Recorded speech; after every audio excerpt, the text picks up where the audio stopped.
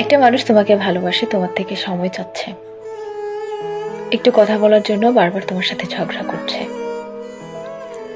তোমাকে ভীষণ রকম ভাবে বিরক্ত করছে, যা তোমার একদমই সহ্য হচ্ছে না। তোমার খালি মনে হচ্ছে এত শেষরাও মানুষ হয়।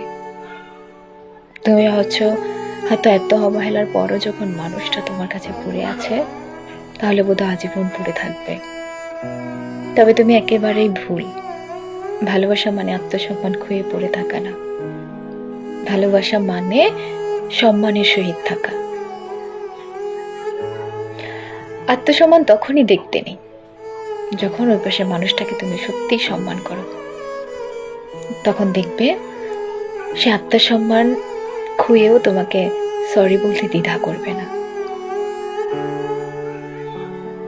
কিন্তু ভালোবাসা মানে কখনো এটা হতে পারে না যে তোমাকে একটা মানুষ কন্টিনিউয়াসলি মেসেজ করে যাচ্ছে, তুমি তার মেসেজ দেখেও রেখে দিচ্ছ।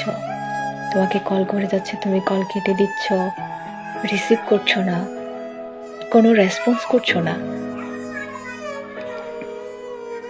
তুমি তাকে সোজা কথায় অবহেলা করছো।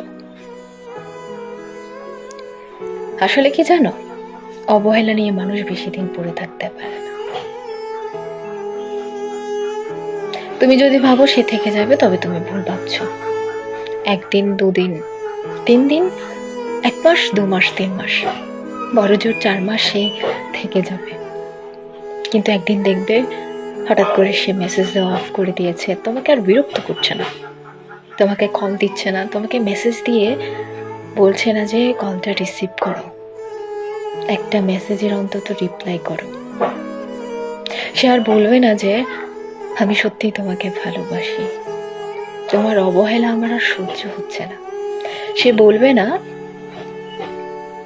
তোমাকে ছাড়া থাকতে আমার কষ্ট হচ্ছে। সে বলবে না প্লিজ আগের মতো হয়ে যাও।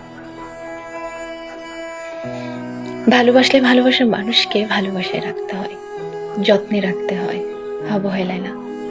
ভালোবাসলে ভালোবাসাকে অভ্যাস বানিয়ে ফেলতে হয়, কিন্তু অভ্যাস হয়ে যাওয়ার পর ভালোবাসাকে ছেড়ে দিতে হয় না।